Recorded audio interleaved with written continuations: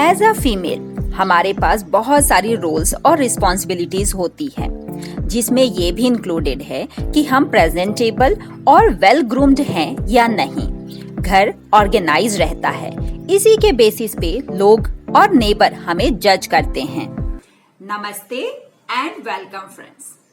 अगर हम हाउसवाइफ हैं या फिर वर्किंग हैं तो छुट्टियों के दिन पूरा दिन हम काम करने में गुजार देते हैं। खुद के लिए, अपना चेहरा ठीक से क्लीन करने के लिए, बाल बनाने के लिए हमें पूरे दिन टाइम नहीं मिल पाता। उसके लिए जो मैं बहुत ही सिंपल स्टेप फॉलो करती हूँ वो ये है, अगर मैं आपसे कहूँ कि मैं 0 मिनट में ही स्किन केयर कर लेती हूँ तो डेफिनेटली आपको मजाक लगेगा। जैसे ही मैं सुबह उठती हूँ, गर्म पानी पीने के बाद मैं 1 कटोरी में 2 चम्मच कच्चा दूध और कॉटन लेके चली आती हूँ वॉशरूम में। वहां पे कॉटन से स्किन को अच्छे से वाइप कर लेती हूँ। मिल्क जो है वो बहुत अच्छा क्लिनजिंग एजेंट होता है, आपकी स्किन को पूरे दिन हाइड्रेटेड और क्लीन रखता है। आप इसको नेक एरिया और बैक पे भी लगा सकते हैं, क्योंकि आप बाथरूम में स्टैंड कर रहे हैं तो अगर थोड़ी बहुत मिल्क की ड्रॉप गिर भी गई तो आपको क्लीनिंग का झंझट नहीं है। दूसरा, यहाँ डस्टबिन वगैरह है तो सारा सामान आप वहीं पे डंप कर सकते हैं। नेक्स्ट, तीसरा, आपकी ये ब्रशिंग के साथ अटैच्ड है, मतलब जब आप ब्रश करने वॉशरूम में आएंगे ही डेफिनेटली आप ब्रशिंग तो नहीं भूलेंगे, तो स्किन केयर भी उसी के साथ डेली विदाउट फेल हो जाएगी। कई काम स्पेशली जो रेगुलर नहीं है वो हम भूल जाते हैं।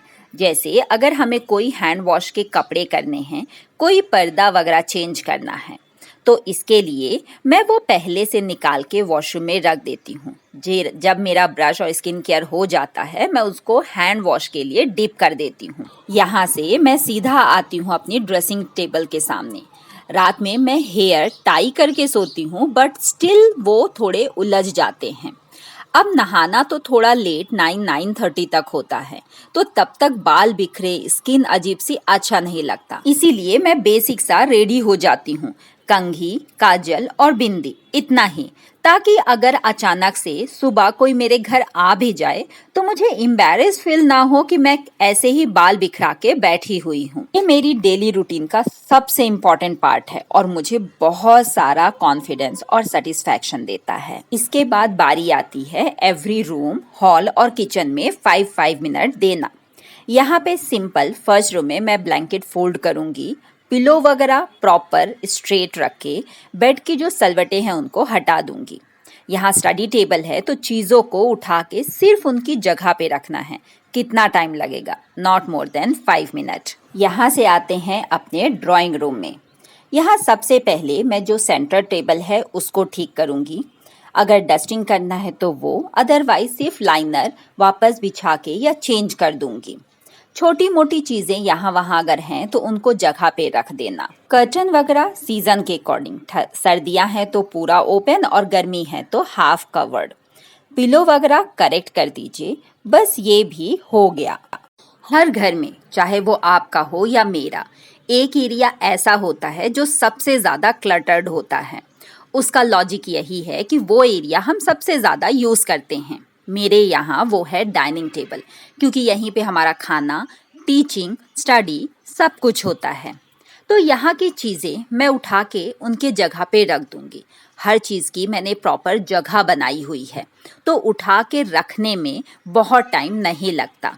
इसका भी कवर जगह पे और चेयर्स वगैरह प्रॉपर अलाइंड। ये इस एरिया में शायद मुझे 5 की जगह 7 मिनट लग जाता है। जो सेकेंड रूम या मास्टर बेडरूम है वो मेरे हस्बैंड का ऑफिस कम बेडरूम है। यहाँ पे सिर्फ मैं जो अगेन बेड शीट को स्ट्रेट करूँगी, ब्लैंकेट वगैरह फोल्ड करके डिसाइडेड है कि उसको कहाँ रखना है। इसको मैं दीवार के किनारे रखती हूँ, क्योंकि काम करते करते अगर वो टेबल से थक जाते हैं तो यहाँ वो टिक के बैठते हैं। अब यहाँ पे बहुत इंपॉर्टेंट चीज़, सबसे पहले मैं ऊपर की चीज़ें ठीक करूँगी। कर्टन ठीक किया, नीचे आके ये जो सिटिंग एरिया है इसको प्रॉपर अलाइन किया, फिर उसके बाद नीचे का एरिया मतलब बेडशीट ठीक करूँगी, क्योंकि अगर मैंने रिवर्स करती तो ये चीज़ें वापस बिगड़ती जाती। यहीं पे उनका वर्क स्टेशन है तो उसको मैंने जो चीज़ें हैं अलाइन की। मैं हमेशा ना दिमाग खोल के काम करती हूँ, क्योंकि ऐसा ना हो कि मैं फ्लो में करती जाऊँ और कुछ इंपॉर्टेंट पेपर मिस हो जाए। टचवुड, यहाँ पे मुझे ज़्यादा टाइम नहीं लगता है, हार्डली 2 to 3 मिनट। अभी सबसे बड़ी जंग बाकी है। आपने सही गेस किया, ये है किचन। किचन सबसे ज़्यादा मेस होता है। इसका रीज़न यही है कि वहाँ काम भी तो ज़्यादा होते हैं, और काम भी ऐसे जो एक्चुअली मेस क्रिएट करते हैं। सब्जी काटते हैं तो उनका पीलिंग का सामान, रोटियां बनाते हैं तो आटा फैल जाता है, दाल चावल अगर परोस भी रहे हैं तो गिर गया, ये सारी चीज़ें। यहाँ पे सिर्फ मैं चीज़ों को जगह पे रखती हूँ। धोने वाले बर्तन सिंक में डाल दिया, नैपकिन वगैरह फोल्ड करके रख दी। अगर छोटे मोटे सब्जी के पीसेस जैसे अदरक का छोटा टुकड़ा ये सब हैं तो उनको एक बाउल में फिल करके साइड में रख देती हूँ। कुकिंग टाइम में सबसे ज़्यादा टाइम दाल और चावल को पकाने में लगता है, इसलिए मैं पहले ही, जब मैं किचन में पहली बार आती हूँ, दाल और राइस सोक करके रख देती हूँ, जिससे कुकिंग टाइम काफ़ी ज़्यादा कम हो जाता है। इसी तरह जो सब्जी मुझे बनानी है वो मैं 1 घंटे पहले या रात में ही फ्रिज से बाहर निकाल के रख देती हूँ। जब रूम टेम्परेचर पे होंगी तो उनका कुकिंग टाइम काफ़ी हद तक कम हो जाता है। कुकिंग गैस भी बचती है, इनडायरेक्टली टाइम और मनी दोनों ही सेव हो रहा है। इसका एक और बेनिफिट ये है कि अगर आप रात में ही सब्जियां निकाल देंगे तो इनडायरेक्टली आप ऑलरेडी प्लान कर रहे हैं कि कल सब्जियों में खाने में क्या बनाना है। सुबह उठ के आपका lot of time, valuable time, क्योंकि मॉर्निंग आवर्स का टाइम जो होता है वो बहुत ही वैल्यू बेस्ड होता है, आपको वो बच जाएगा। I like to be educated, but I'm so frustrated. Hello to my loneliness. Morning का टाइम बहुत ही प्रेशियस और वैल्यूएबल होता है। हमें वर्कआउट मॉर्निंग में करना है, बच्चों के लिए, खुद के लिए, हस्बैंड के लिए टिफिन बनाना है, कुकिंग करना है, क्लीनिंग का टाइम, सेल्फ केयर का टाइम। तो अगर मॉर्निंग को हम प्रॉपर प्लान कर लेते हैं, हम बहुत सारा टाइम यहीं सेव कर लेंगे। इन 30 मिनट में मैं पूरे घर की तो डस्टिंग नहीं कर पाती, लेकिन जो विजिबल टॉप सरफेस हैं, study table, dressing table, TV unit, इनको मैं ज़रूर डस्टिंग कर देती हूँ। मेरी पॉलिसी है कि लीस्ट जो डेकोरेटिव पीस हैं वो रखिए, ताकि उनको हटाने, रखने और वाइप करने का टाइम बहुत कम लगे। डस्टिंग मैं बहुत ही सिंपल रखती हूँ। एक प्लेन कॉटन का कपड़ा और एक DIY स्प्रे, जिसमें भी सिर्फ पानी और सोप सॉल्यूशन होता है, वही यूज़ करती हूँ। डस्टिंग सिंपल रखने से मेरा काम थोड़ा क्विक हो जाता है। डस्टिंग करने के बाद सारी डस्ट फ्लोर पे है, तो मैं सिंपली यहाँ पे झाड़ू लगा दूंगी। पोछा मैं थोड़ी देर से लगाती हूँ, जस्ट नहाने के पहले। पोछा भी मैं हाथ से लगाती हूँ, बैठ के। ना तो मेरे पास मॉपिंग स्टिक है और ना ही कोई हाउस हेल्प। ये सारी एक्चुअली मेरा वर्कआउट का पार्ट है। यहाँ पे झाड़ू लगाते लगाते ऑन दी वे मेरी वॉशिंग मशीन है, तो मैं कपड़े भी लोड कर दूंगी। चीजों को ऑन दी वे करने से आपको वहां तक का मूव करने का और वापस लाने का, प्लस उसको याद करने का जो एक्स्ट्रा टाइम और ब्रेन में एक्स्ट्रा एफर्ट है वो आपका बच जाता है। क्योंकि हम ब्रेन में जब प्रेशर डालते हैं, 4 चीजें डालते हैं, हमारी इफिशिएंसी डेफिनेटली कम होनी है। अगर हम ऑन दी वे करेंगे तो हमें एक्स्ट्रा एफर्ट नहीं डालना है सोचने के लिए कि हमें नेक्स्ट क्या करना है। कपड़े डालने में शायद मुझे टाइम लगे, मैं एक दिन पहले ही नाइट में कपड़े लोड कर देती हूँ। इन केस अगर मैं नहीं डाल पाई तो सुबह कर देती हूँ।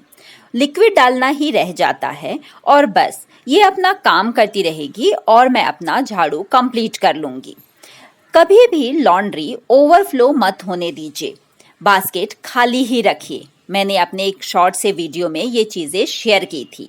इसी तरह मैंने हैसल फ्री मॉर्निंग का भी एक वीडियो शेयर किया है, उसका लिंक मैं डिस्क्रिप्शन बॉक्स में दे रही हूँ, चेकआउट ज़रूर कीजिएगा। ये काम हो गया, मैं अपना झाड़ू का प्रोसेस कंटिन्यू करूँगी। ये कंप्लीट हो जाने के बाद घर मेरा गेस्ट रेडी है, मैं भी रेडी हूँ। घर जब साफ सुथरा हो और ऑर्गेनाइज्ड हो बहुत ही अच्छा लगता है। दूसरों की तारीफें तो मिलती ही है, दिल अपने आप खुश रहता है। तो ये कुछ फाइनल लुक है, आप चेकआउट कीजिए। और मुझे कमेंट करके बताइए कि आपको आज का वीडियो कैसा लगा। सब्जियां जब रूम टेम्परेचर पे होंगी तो उनका कुकिंग टाइम काफी हद तक कम हो जाता है, कुकिंग गैस भी बचती है, इनडायरेक्टली टाइम और मनी दोनों ही सेव हो रहा है। इसका एक और बेनिफिट ये है कि अगर आप रात में ही सब्जियां निकाल देंगे तो इनडायरेक्टली आप ऑलरेडी प्लान कर रहे हैं कि कल सब्जियों में खाने में क्या बनाना है। सुबह उठ के आपका lot of time, valuable time, क्योंकि मॉर्निंग आवर्स का टाइम जो होता है वो बहुत ही वैल्यू बेस्ड होता है, आपको वो बच जाएगा। आप मुझे इंस्टाग्राम पे भी फॉलो कर सकते हैं। वीडियो पसंद आया हो तो इसको लाइक जरूर कीजिएगा और चैनल को सब्सक्राइब कर लीजिए ताकि मैं इसी तरह के और इंटरेस्टिंग से वीडियो आपके साथ शेयर कर सकूं। मिलते हैं अगले वीडियो में बहुत ही जल्द। तब तक के लिए take care and bye bye.